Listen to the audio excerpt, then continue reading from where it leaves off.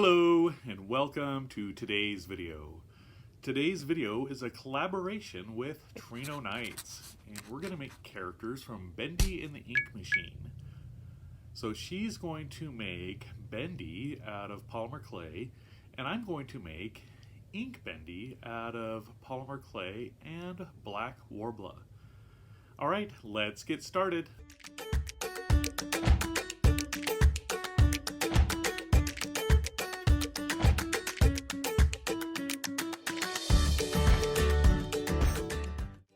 Before I got started, I printed off some reference photos of Ink Bendy, and I'm going to use this large one as a pattern. So I covered that with some wax paper, and now I'm going to mix up my clay that I'm going to use for his head, hand, and bow tie.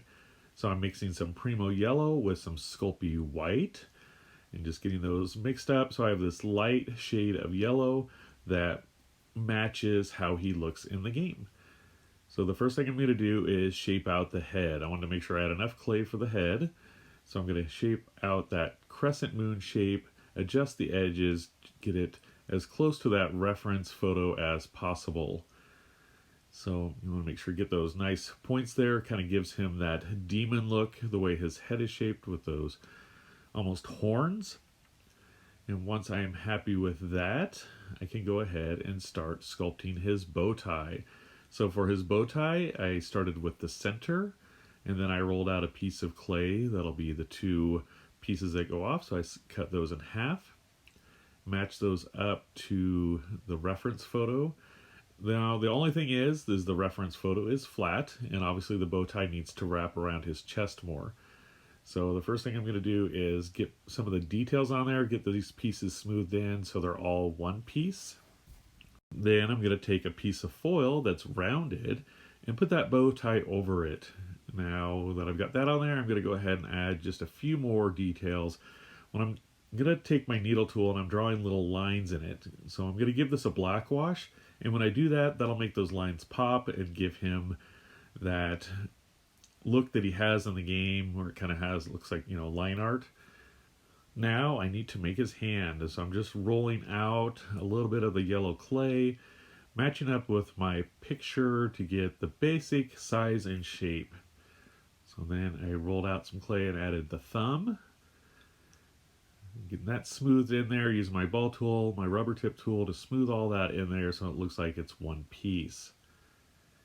Now before I do the fingers, I'm going to go ahead and add some crevices, just some line work again for that black wash to go in there, and add more details, make it pop. So now I'm going to roll out a snake of clay and cut it into 3 sections for my fingers.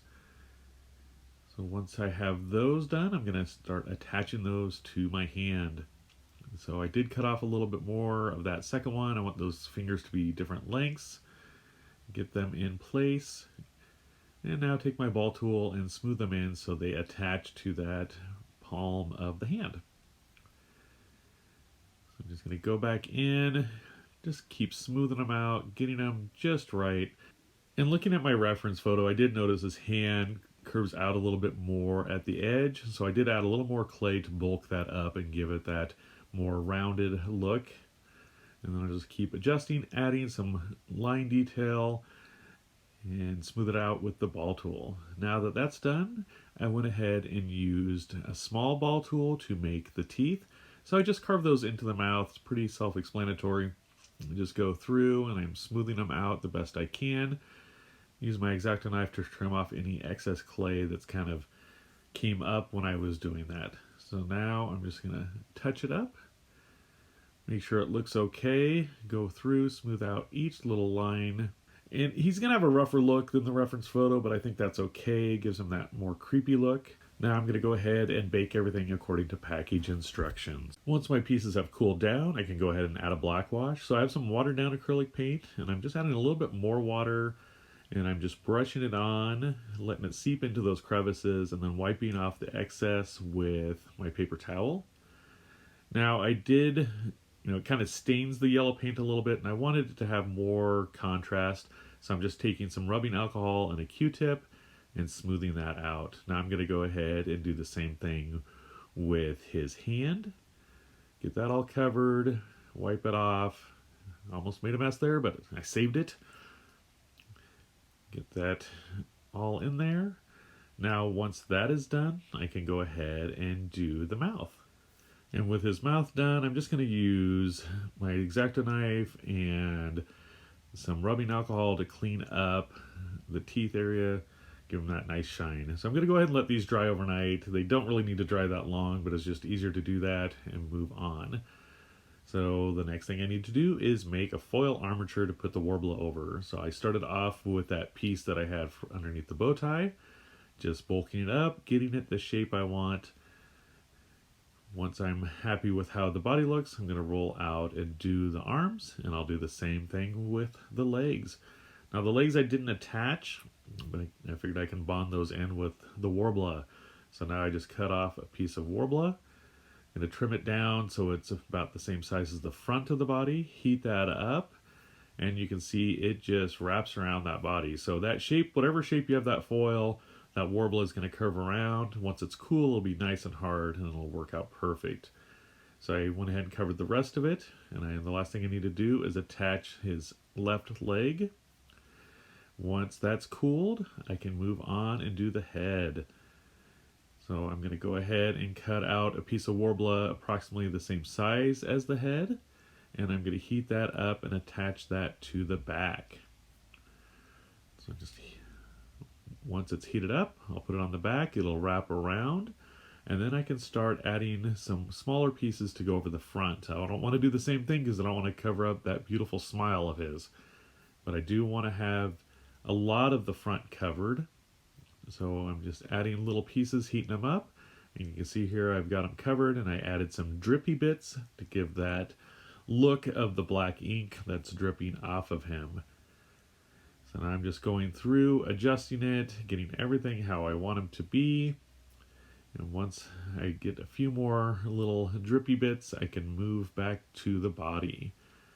So I wanted some to come dripping across his mouth, kind of not match, but be, very similar to how it was on the reference photo.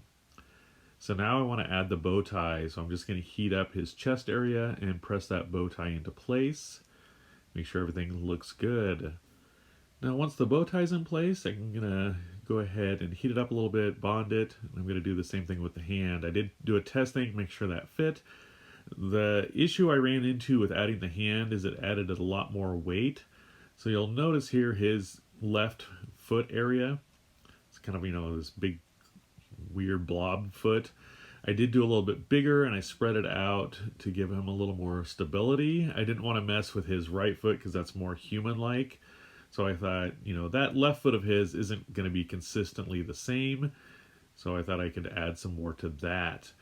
And the problem with Worbla, you heat it up, it's going to droop. And so if you want it to stay a certain way, you need to hold that in place until it's cooled down so it can hold that pose. So now I'm going to go through and add a lot of little texture details. And heating up the Worbla, and I was pushing the ball tool in, it kind of just shoves it out of place. So then I realized I could heat it up and roll my ball tool across it and give me some nice crevices. So I'm going to do the same thing to the head. Just heating it up, roll that ball tool across, and it'll add those crevices to it and kind of give it that drippy texture look that I wanted him to have to kind of match up with the game. So I'm just going through, finishing up all these little textures to him, making sure that, he has the look that I want him to have. So once I am done with that, I want to add some more drippy bits. So I thought, I wanted my version of Ink Bendy to be a lot more drippy than he appeared in the reference photos. So I added a lot more drippy bits. Now I'm going to add his spine. In the side view of the Ink Bendy, his spine was very pointed, sticking out because he's kind of hunched over, or he is hunched over. So I wanted to add those to his back and maybe exaggerate them just a little bit more. So I did several little triangular shaped pieces with the black Worbla and attached them to his spine. Now I want to attach the head. So I heated up the base of the neck and the back of the head. and smooth those in with my ball tool. Now again, this is something where you have to hold it in place for quite a while because that head's very heavy. So that soft Worbla, it's going to want to distort. Once this cools, it's going to be very solid. This is a thermoplastic, so you won't have any issues. Now the last bit of sculpting I need to do on him is, well, that's not true. I got a couple more pieces. The next bit of sculpting I want to do on him is his drippy bits on his body. So I'm just going through, rolling them out. I'm basically doing them like a teardrop shape because, you know, when liquid falls, it has, you know, it's thicker at the bottom and then it stretches. So I did that with all the drippy bits I put on his body. So now the very last thing I need to sculpt are his right fingers. The reason why I did these last is because they're so thin, any extra heat around them would cause them to droop.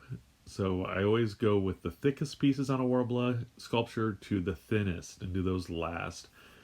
So I've got my pieces cut and I'm rolling out all my little fingers and I want to get them the basic shape before I attach them.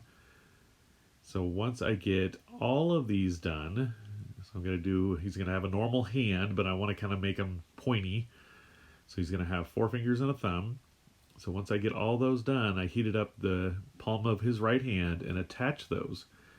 And I want to give it kind of like an almost open hand clawing motion. So like he could be swiping at the player. So once I get all those into place, I'm going to let him cool. And you can see here, the sculpture part is all done. So I'm happy with this. I'm going to go ahead and start glossing him. So I am just using my Sculpey gloss that I use for Polymer Clay. And although I've never used this on Worbla, I've used it on painted Worbla before, but not straight Worbla, I figured this is still going to work. It's going to give him a nice shiny look. So I'm going to go ahead and apply this over the entire sculpture to give him that nice wet ink look.